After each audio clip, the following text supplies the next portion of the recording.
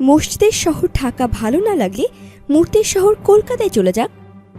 কার উদ্দেশ্যে এই কথাগুলো বলা হয়েছে নিশ্চয়ই বুঝতেই পারছেন। চলুন এই সম্পর্কে বিস্তারিত জেনে নিই ফ্রিকি নিউজে।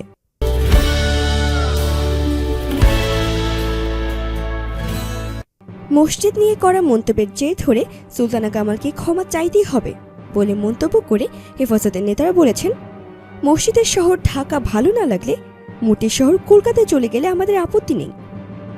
উত্তরসূরি তসলিমা নাসরিন তো সেখানেই বসবাস করেন।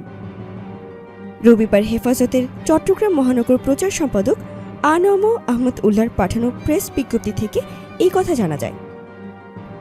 হেফাজতের এই নেতা আরও বলেন, সুলতানা কামালের এই ধৃষ্টতার খুঁটির জোর কোথায় তা বের করতে হবে।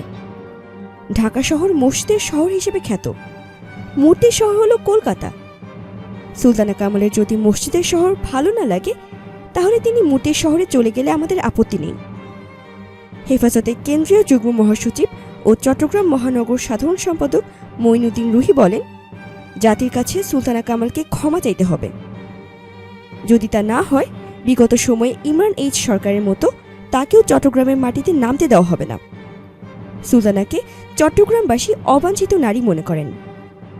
প্রেস বিজ্ঞপ্তিতে বলা হয়, হেফাজতে ইসলাম চট্টগ্রাম মহানগর শাখার উদ্যোগে শনিবার নগরীর মুরাদপুরে দারুল আকরাম মাদ্রাসায় ইফতার মাহফিলের আয়োজন করা হয়। প্রসঙ্গত, এর আগে গত 30 মে একটি বেসরকারি টেলিভিশনে এক অনুষ্ঠানে আলোচনায় অংশ নেন সুলতানা কামাল, ডাক্তার ইমরান এইচ সরকার ও হেফাজতে ইসলামের নেতা সাখাওয়াত হোসেন।